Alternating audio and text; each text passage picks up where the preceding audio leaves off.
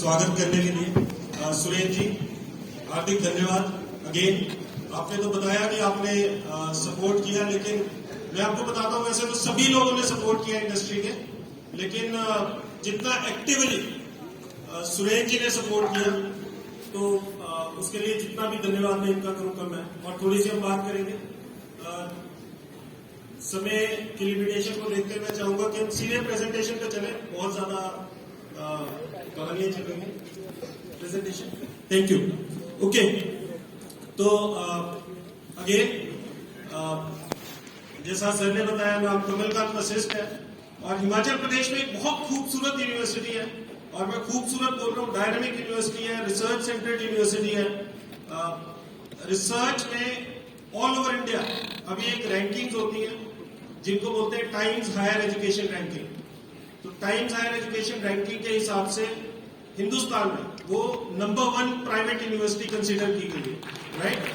और ये आपको ऐसे छोटी बात लग रही होगी, क्योंकि हमें समझ नहीं आता कि यार नंबर 1 हो गया, नंबर 2 कोई बड़ी बात नहीं होती, लेकिन 13 साल पुरानी यूनिवर्सिटी है। उसने सारे IITs को, IIMs को, सबको पीछे छोड़ा है, राइट। और एक बहुत बड़ी बात है रिसर्च के अंदर हम बात करें, और उसी यूनिवर्सिटी में हमने एक डायरेक्ट सेलिंग का कोर्स स्टार्ट किया था। मैं आपको बताऊंगा, सेक्सा हम इसको बोलते हैं, centre of excellence for direct selling in academics. Academics में क्यों लेके आए ये भी हम बात करेंगे। सेंटर ऑफ एक्सीलेंस अपने तरीके का पहला सेंटर ऑफ एक्सीलेंस है जो कि पूरे एशिया में कहीं भी और नहीं है। सिर्फ हमसे पहले सिर्फ यूएसए में एक था, डायरेक्ट सेलिंग एजुकेशन फाउंडेशन उसको बोलते हैं। उसके बाद जो सेकंड रिसर्च सेंटर है डायरेक्ट सेलिंग के ऊपर, वो सिर्फ शूली यूनिवर्सिटी के अंदर। सेक्सा से हमने इसको स्टार्ट किया, 2020 में हमने इसको स्टार्ट किया था। Next slide please. अभी हम क्या बात करेंगे, ये जो अगले 6-7 मिनट है, थोड़ा सा मैं आपको सेक्सा और PGDDS post graduate diploma in direct selling के बारे में बताऊंगा। मैं आपको ये भी बताऊंगा कि क्यों मैंने सोचा कि डायरेक्ट सेलिंग को अकेडमिक्स में लेके आए। हमारे सभी के सभी जितनी भी डायरेक्ट सेलिंग कंपनीज है, सबके पास बहुत अच्छे एजुकेशन सिस्टम है, लेकिन मुझे ये क्या लगा कि इसको अकेडमिक्स में, फॉर्मल एजुकेशन में क्यों लेके आए, वो मैं आपको थोड़ा सा शेयर करूंगा। क्या क्या चैलेंजेस आए इस डिप्लोमा में, और क्या मुझे लगता है कि क्या सॉल्यूशन उसके हो सकते हैं, ये आपके साथ शेयर करूंगा। और थोड़ा सा कॉन्टैक्ट डिटेल्स यूनिवर्सिटी के शेयर करूंगा आपके साथ। Next slide. अभी तक का सफर कैसा रहा?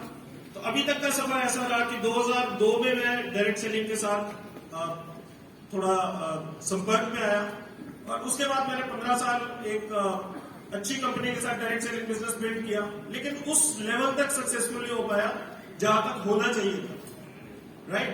50-60 हजार रुपए की इनकम थी, लेकिन मुझे लगता था मैं ज्यादा डिजर्व करता हूँ।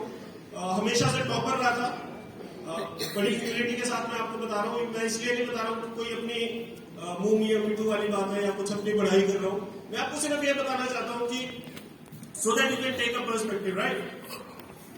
कोई भी काम किया उसमें हमेशा टॉप किया, कोई भी एग्जाम दिया उसको हमेशा क्लियर किया, फर्स्ट अटेम्प्ट में क्लियर किया। एजुकेशन जब अकेडमिक्स में आए, लोग बोलते थे यूजीसी नेट बड़ा, नेट क्लियर करना मुश्किल है, फर्स्ट अटेम्प्ट में क्लियर किया। जिस भी चीज में हाथ डाला हमेशा सक्सेसफुल हुआ। लेकिन डायरेक्ट सेलिंग में जब आया तो डायरेक्ट सेलिंग में उस लेवल तक सक्सेसफुल नहीं हो पाया जहां तक होना चाहिए था। तो मुझे ये समझ में आया कि यार कुछ कारण तो है, और उसमें सबसे पहला कारण मुझे ये समझ में आता था कि परसेप्शन लोगों की बड़ी थोड़ी सी पुअर परसेप्शन है, राइट। Thank you. लोगों की परसेप्शन थोड़ी सी पुअर थी डायरेक्ट सेलिंग में। आज सुबह भी यहां पर आप बात कर रहे थे कि लोग डायरेक्ट सेलर होना, वो ज्यादातर आपको शेयर वाले डायरेक्ट सेलर नहीं मिलते हैं, ज्यादातर आपको चुहिया वाले डायरेक्ट सेलर मिलते हैं। क्यों मिलते हैं? वो पूछता है कोई कि आप क्या करते हो, तो कोई जो थोड़ा सक्सेसफुल होता है वो तो थोड़ा पोस्चर के साथ बताता है, बाकी दूसरा होता है सर कुछ कर रहे हैं, और भी बहुत कॉन्फिडेंस कभी नहीं रहता लोगों को।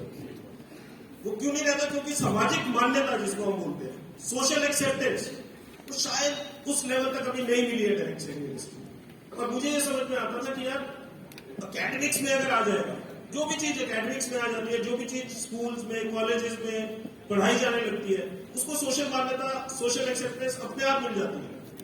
हम हमेशा ये बात करते हैं कि एक व्यक्ति है, with all due respect to all the professions, एक व्यक्ति है जिसने 6वीं 7वीं पास करके अपने घर से भाग गया और किसी मैकेनिक के पास उसने अपना काम शुरू कर दिया, मैकेनिक का, ऑटो मैकेनिक का काम स्टार्ट कर दिया। एक दूसरा व्यक्ति है जिसने बीटेक किया मैकेनिकल में और शायद काम वही कर रहा है ना, बड़े बड़े शोरूम्स में वहां पर भी वही काम कर रहे हैं मैकेनिकल इंजीनियर का। लेकिन अगर आप पहले वाले के फादर से पूछो या पेरेंट्स से पूछो कि आपका बेटा क्या करता है, तो बोलेगा जी करता क्या है जी, पढ़ा लिखा है नहीं, घर से भाग गया और बस कर रहा है अपना दाल रोटी का जुगाड़ कर रहा है। दूसरे को पूछेंगे तो वो बोलेगा बीटेक है सर, मेरा बेटा बीटेक है। काम दोनों एक बराबर कर रहे हैं। हो सकता है पहला वाला पैसा भी ज्यादा कमा रहा हो, पर एक वो जो रिस्पेक्ट है वो शायद नहीं मिलती है। तो वही हम दिलाने की कोशिश कर रहे थे। और जब मैं 2011 में मैं एकेडमिक्स में आया, मैंने शूली यूनिवर्सिटी ज्वाइन की 2012 के अंदर। तो 2012 में डायरेक्ट सेलिंग बहुत अच्छे दौर से गुजर नहीं रही थी और मुझे ये समझ में आया कि लोगों ने बोला कि अगर एकेडमिक्स में रहना है तो पीएचडी करनी पड़ेगी। मैंने कहा यार चलो पीएचडी कर लेंगे। फिर बोला कि किस सब्जेक्ट में, तो उन्होंने बोला जिस चीज में पैशन हो आपका उसमें करनी चाहिए। तो पैशन अपना डायरेक्ट सेलिंग में था। दूसरा रीजन ये था डायरेक्ट सेलिंग में पीएचडी करने का, क्योंकि उस लेवल तक सफलता नहीं मिली। तो मुझे लगा कि यार कुछ ना कुछ तो ऐसा है जो गैप है, या तो इंडस्ट्री वैसी नहीं है जैसी बताई जाती है, या मेरे अंदर कुछ कमी रह गई। देखें तो सही कि कमी कहां पर है, गैप कहां पर है। So I wanted to find out the gap कि कहां रह गई कमी। तीसरा एक और रीजन था कि डायरेक्ट सेलिंग से फिर भी जुड़ा हुआ था उस समय भी। तो मुझे लगता था कि यार अगर पीएचडी इसमें स्टार्ट कर दूंगा तो लोग मुझे बहाना मिल जाएगा। कोई पूछेगा यूनिवर्सिटी में क्या कर रहे हो, तो मैं बोलूंगा कि पीएचडी के काम के लिए जा रहे हैं, है ना। तो 2-3 कारण थे। लेकिन जब मैं रिसर्च के अंदर गया तो मैं आपको सच बताता हूं कि दुनिया में बहुत सारी चीजें होती है। रिसर्च का मतलब क्या है? रिसर्च का मतलब होता है सच की तलाश, सत्य की तलाश। और सत्य इस दुनिया में एक ही होता है, सच एक ही होता है, ट्रूथ एक ही होता है। तो जब मैंने रिसर्च में गया मैं, और इंडिया में तो बड़ी कम रिसर्च हुई थी, ना के बराबर, लेकिन बाहर कंट्रीज में बहुत सारे लोग थे जिन्होंने पीएचडी की थी डायरेक्ट सेलिंग के ऊपर और बहुत सारे रिसर्च पेपर्स लिखे थे। तो जब मैंने उनको पढ़ा तो मुझे बहुत सारी चीजें अलग समझ में आई कि जो चीजें दिखाई जाती थी डायरेक्ट सेलिंग उससे थोड़ी सी अलग है। क्योंकि जैसे ही हम डायरेक्ट सेलिंग इंडस्ट्री को ज्वाइन करते हैं, हम अपनी आंखों पे हरे चश्मे लगाते हैं, हम बोलते हैं हमें डायरेक्ट सेलिंग में कुछ भी बुराई नजर नहीं आती। लेकिन ऐसा कुछ भी प्रोफेशन नहीं है जिसमें प्लस माइनस दोनों नहीं होते, स्ट्रेंथ भी होती है और वीकनेसेस भी होती है, और हमें दोनों को लेके चलना पड़ता है। तो कुछ चीजें थोड़ी सी ज्यादा समझ में आई जब रिसर्च करते करते 6 साल की वो स्टडी थी। 2012 में ही मैंने Indian direct selling association IDSA को एक मेल लिखी थी कि डायरेक्ट सेलिंग ना सिर्फ आपका कंज्यूमर अफेयर मिनिस्ट्री के अंदर आती है, बल्कि ये आपकी एजुकेशन इंडस्ट्री के अंदर भी आनी चाहिए। क्योंकि एजुकेशन के जरिए ही हम जो अवेयरनेस लेवल है डायरेक्ट सेलिंग इंडस्ट्री के प्रति उसको इंप्रूव कर सकते हैं। तो एक कोर्स स्टार्ट किया, पहले बहुत सारा लंबा सफर रहा, 10 साल की तपस्या आप समझ लो। पहले एंटरप्रेन्योरशिप का कोर्स था, उसमें एक छोटा सा यूनिट होता था डायरेक्ट सेलिंग का। आहिस्ता आहिस्ता उसको पॉपुलैरिटी मिली। उसके बाद फिर मैंने डायरेक्ट सेलिंग का एक कोर्स स्टार्ट किया जो सिंपल कोर्स होता है, और फिर पूरी एक डिग्री स्टार्ट की। तो 10 सालों में ये काम किया। पिछले से पिछले सालों में डिग्री स्टार्ट की थी। बहुत सारे कारण है डायरेक्ट सेलिंग के जिसकी वजह से उस स्तर तक नहीं पहुंची। अगर हम 140 करोड़ जनता की बात करें तो इस समय हिंदुस्तान डायरेक्ट सेलिंग में बहुत ऊपर होना चाहिए था। लेकिन अभी भी अगर 20,000 करोड़ के आसपास करता है तो बड़ी कोई उपलब्धि नहीं है, जहां की यूएस 2.5 लाख करोड़ कर रहा है। राइट, परसेप्शन कम है, अनस्ट्रक्चर्ड है थोड़ा सा, बहुत सारी चीजें हैं। लेकिन सबसे बड़ा कारण डायरेक्ट सेलिंग को वहां पहुंचने तक रोकने के लिए पुअर परसेप्शन है। और उससे पुअर परसेप्शन किस लिए? क्योंकि बहुत सारी फ्रॉडुलेंट ऑर्गेनाइजेशंस हैं जो कि डायरेक्ट सेलिंग करके काम करती है और बोलती है कि हम डायरेक्ट सेलिंग है, और एक आम आदमी को पता नहीं है कि डायरेक्ट सेलिंग और कौन सी स्कीम में क्या फर्क है। अगर हम आगे बात करें, सेंसा का विजन क्या था? हम ये सेंसा हमने स्टार्ट क्यों किया? हमने इसलिए स्टार्ट किया क्योंकि हम डायरेक्ट सेलिंग को एक डिग्निफाइड सॉर्ट आफ्टर प्रोफेशन बनाना चाहते हैं। एक ऐसा प्रोफेशन जिसमें अपने जो फादर है या पेरेंट्स है वो अपने बच्चों को गर्व से बोल सके कि ये मैं इसको डायरेक्ट सेलर बनाना चाहता हूँ। राइट, और 2030 तक हम ये करते रहेंगे।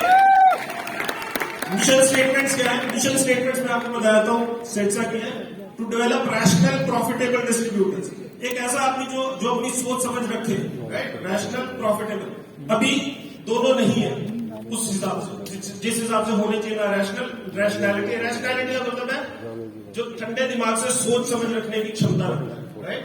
और दूसरा, to create a scientific predictable progression path. Direct selling में कौन सी कंपनी आप ज्वाइन करते हो, किस लीडर को ज्वाइन करते हो, जनरली आपके हाथ में नहीं होता है, वो एक्सीडेंटल होता है। लेकिन हम हर एक डायरेक्ट सेलर को एक ऐसा साइंटिफिक प्रोग्रेशन पाथ देना चाहते हैं जिसपे चल के वो कोई भी व्यक्ति इसमें सफल हो सके, राइट। तो ये हम विजन लेके चलते हैं।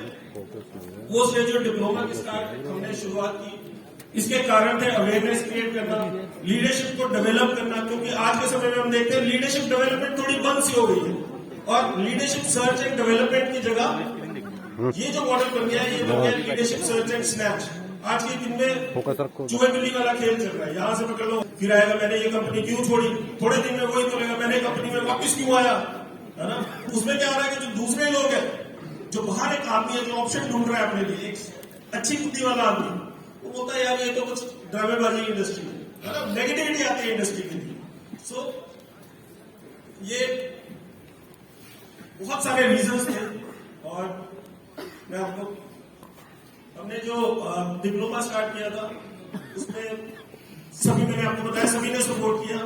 सुरेंद्र जी भी थे, वेद प्रकाश ओझा जी, दीपक जी बैठे हैं, हमेशा सपोर्ट किया इन्होंने, हर्षवर्धन जैन साहब, Kumar ji, Surekha ma'am, Deepak ma'am, Siddharth sir, Surendra sir, Vasupalai, जितने भी लोगों से हमने इंडस्ट्री बात की सबने सपोर्ट किया।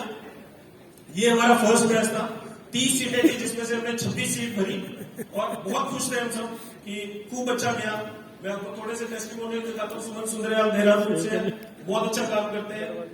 सरिता नंदगिरी IIT चेन्नई और IISc बेंगलोर, जो हमसे ऊपर एक यूनिवर्सिटी है सिर्फ ऑल ओवर इंडिया, शून्य से ऊपर, वो है IISc Bangalore, Indian institute of science Bangalore, जो कि आइकॉनिक है। तो IIT चेन्नई और IISc बेंगलोर की गोल्ड मेडलिस्ट है। और इन्होंने देखो क्या लिखा है, इन्होंने लिखा कि I have no hesitation in believing that this course is by far the best I have gone through. तो कुछ ना कुछ हमने कंटेंट दिया होगा, राइट।